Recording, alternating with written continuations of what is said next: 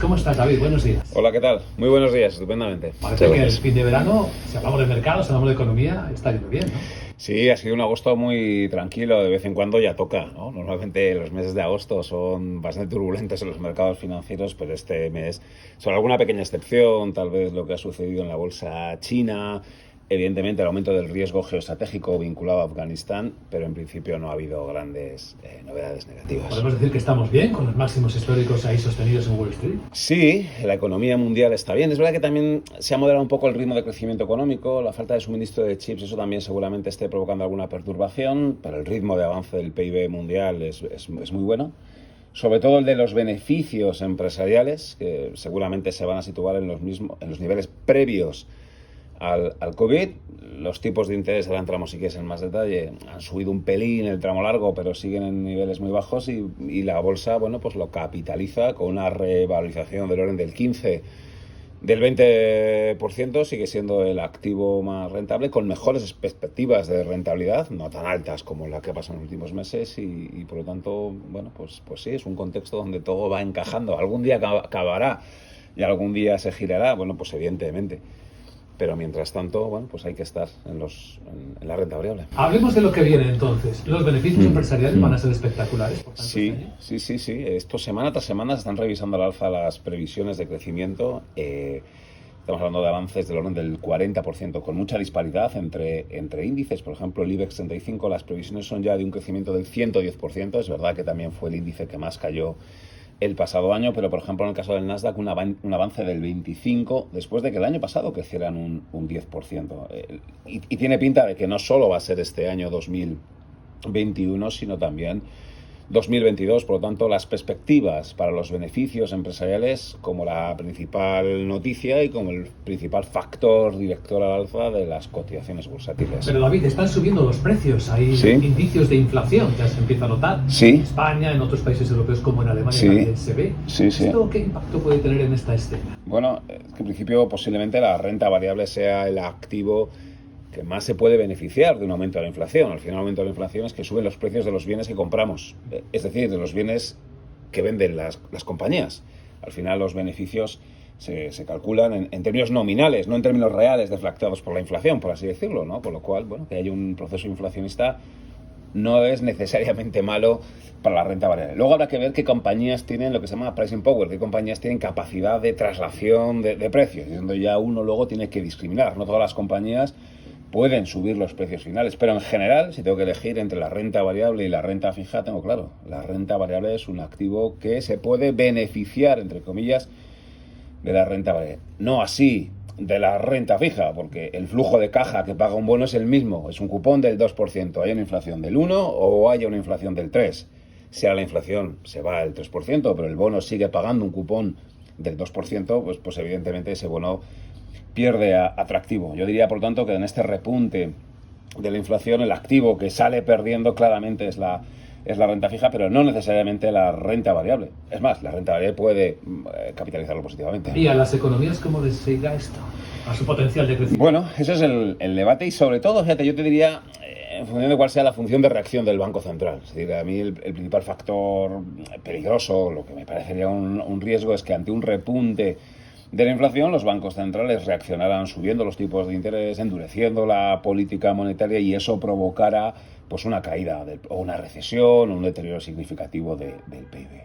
Pero este es el otro punto donde parece que los bancos centrales, según nos transmiten, no van a reaccionar automáticamente esta vez al repunte de la inflación. No van a subir los tipos de interés al ritmo al que ha subido la inflación. Es que no los van a subir. Comentabais antes, Jackson Hole, Powell anticipa que va a empezar a reducir el volumen de compras de bonos tal vez en la parte final del año y va a ser muy poco a poco, pero para nada hablamos de subidas de los tipos de interés. Por lo tanto, podemos tener un contexto de los próximos 3-4 años sin subidas de los tipos de interés a pesar del repunte de la inflación. No necesariamente es una mala combinación para el Producto Interior Bruto, que pensando ya el próximo año, efectivamente es un poco lo que ya nos importa. Las previsiones siguen anticipando un crecimiento del PIB del 3, 4, 5% y además conviene recordar que tenemos un estímulo fiscal importante tanto en Estados Unidos como en Europa.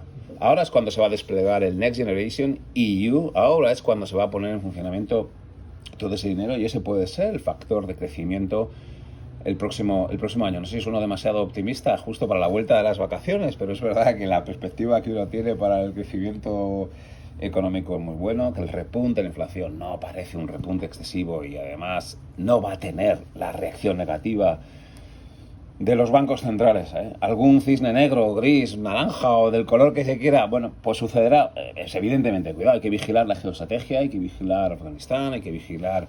Evidentemente siempre hay focos de incertidumbre, pero bueno, pues sí, el repaso que podemos hacer de lo que ha sucedido y lo que previsiblemente va a suceder en los próximos meses es relativamente favorable. O los tiempos, ¿no? Que como ocurre con las reformas de las casas, al final son más largos de los que uno está calculando, ¿no? Sí, eso evidentemente puede suceder, ¿no? Y es obvio que los gobiernos tienen por delante y hay un reto, y todo este panorama más o menos bonito que he dibujado, detrás hay un endeudamiento público muy importante, detrás hay unas vulnerabilidades que las hemos visto, hay un proceso de necesidad de reducción del stock de deuda pública y eso habrá que hacerlo.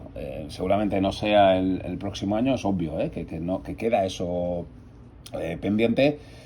Hay pendiente también una guerra tecnológica comercial entre Estados Unidos y China, de la que hoy no he hablado porque parece que se ha parado un poco, pero evidentemente es otro de los focos que tenemos que vigilar. Y hay retos demográficos por delante, hay retos de cambio climático por delante. En definitiva, siempre va a haber elementos sobre los que hay que vigilar y que sean de más largo alcance, ¿no? Iremos hablando de ello y a ver cómo se va a absorber. El factor China es importante, lo citabas al principio de esta conversación, aunque es verdad que no hemos hablado con detalle. La prensa asiática sigue haciéndose eco de las nuevas regulaciones que el gobierno chino está preparando para sus empresas tecnológicas y las limitaciones para conquistar el mercado americano. Esto unido también a otra cita, al problema de la escasez de chips, parece que está introduciéndonos en el mundo del avance o de la disrupción tecnológica alguna variable que no contábamos. Sí, efectivamente, ¿no? Y ahí debo de reconocer pues que las noticias, las decisiones desde China no han sido las esperadas, ¿no? Sí nos ha dejado un poco descolocados. Iremos viendo. No es la primera vez que las decisiones de las autoridades económicas y monetarias chinas nos descolocan un poco. Yo recuerdo todavía la devaluación del año 2015, aquello luego, pues corrigieron y demás.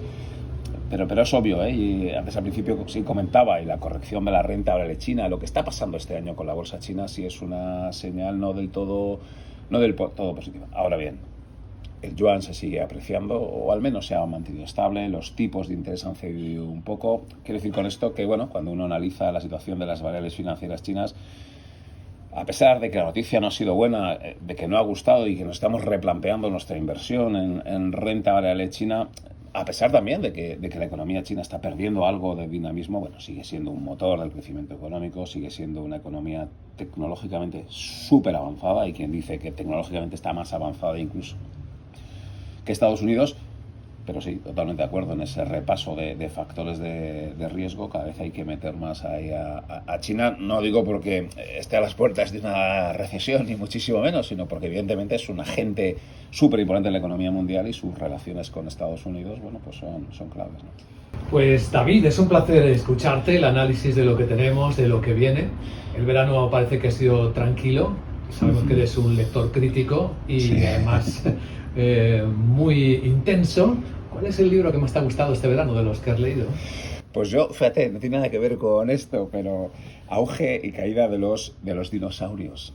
Sí, me parece una pieza importante para entender todo el proceso de evolución.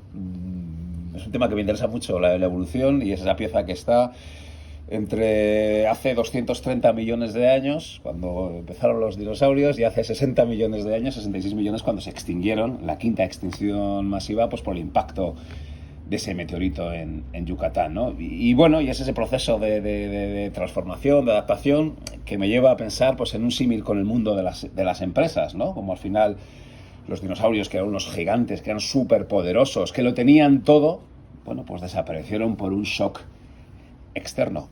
No todos los dinosaurios desaparecieron. Unos pequeñitos que habían sido capaces de adaptarse o que estaban adaptados, que son las aves, y que hoy están con nosotros. Las gaviotas, los pájaros, son dinosaurios que sobrevivieron de la quinta extinción masiva porque tenían una serie de adaptaciones que les permitieron sobrevivir de ese shock. Bueno, yo creo que esto es un símil que se puede utilizar para el mundo de las empresas. Puede ser muy grande, muy poderoso, un shock externo acaba contigo, y uno más pequeñito, más adaptado, resulta que sobrevive 200 y pico millones de años. Miraremos con otros ojos. David Calvo, director general de AFI Inversiones Globales, socio analista de financieros internacionales. Muchas gracias, un placer. Ha sido un placer.